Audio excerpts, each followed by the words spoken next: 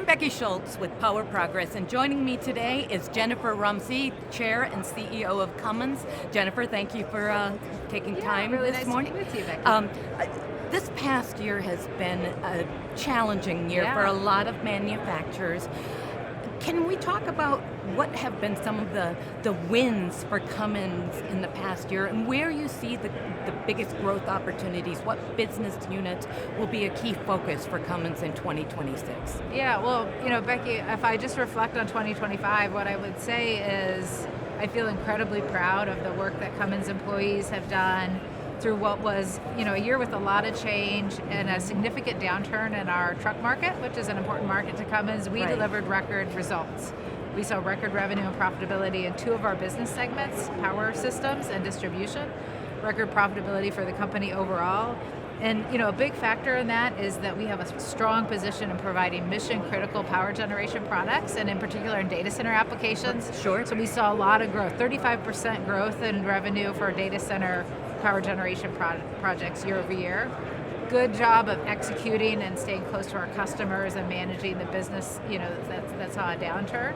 And overall, I think we're very well positioned. We're forecasting revenue to be up this year. We're seeing strengthening in some of our markets, continued growth in power generation, return in the truck cycle, and also some growth in mining and aftermarket. So feel well positioned for this year and just staying really focused on our customers and our priorities. Great.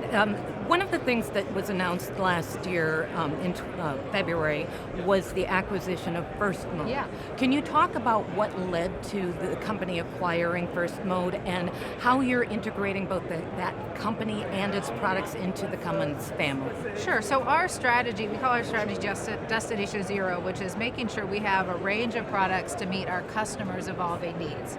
And we're trying to advance technologies and really innovate to bring them to market at the right time.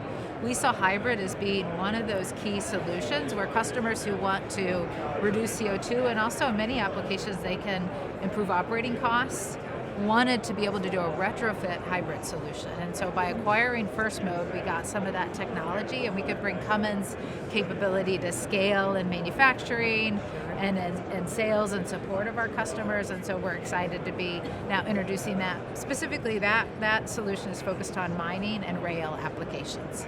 Okay, great. There is a plethora of options out there in terms of decarbonization.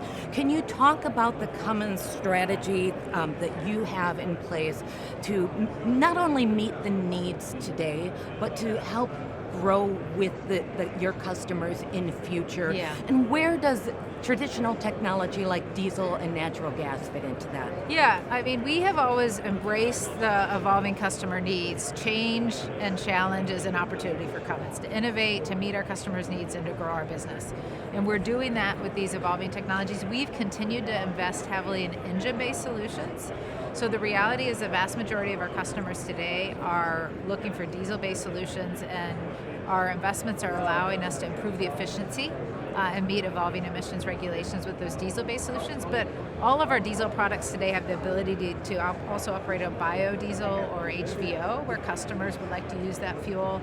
We've developed our Helm engine platform with the ability to use some different fuel technologies in these engines, natural gas and hydrogen. And of course, we're also investing in hybrid and zero emission solutions for the markets where we think that makes sense. Great. So Cummins also just recently announced that you're taking a strategic look at the electrolyzer business.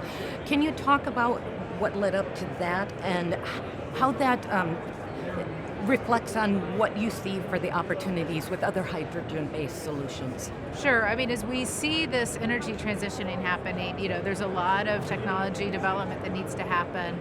Regulation and incentives play an important role in starting to drive market adoption and allow it to scale up. The reality is we had invested in electrolyzer solutions for green hydrogen production, and the market adoption was not happening at the pace that we anticipated because incentives and other things that were driving that had gone away. And so we made the tough decision to stop new commercial sales for electrolyzers. We remain committed to providing the right fuel for our customers in commercial and industrial applications, so the hydrogen solution and the Helm engine platform as one example of that, when that market moves. But we think that's likely still a ways out, and so bringing that to market at the right time. Absolutely. Looking longer term, what comes next for Cummins, particularly in terms of product development and technology? Yeah, so you see in this show, right, a lot of the investment in new technology. So engine-based solutions, we've talked a lot about lower and zero carbon fuel advancement. I will say another area that we're really focused on is how we use data-enabled solutions and Cummins connected diagnostics and solutions to help our customers really optimize operating cost and uptime for their product. It's so critical for the applications that we serve that they have lowest operating costs, highest uptime. And so we're investing in solutions, diagnostics and prognostics to help them better optimize how they use our solutions. So that's another key area for us. And again, feel like we're really well positioned with the products and the service solutions that we're offering our customers for the future. Great. Well, Jennifer, again, thank you so much for joining me. Yeah, thank you, Becky. Thank you.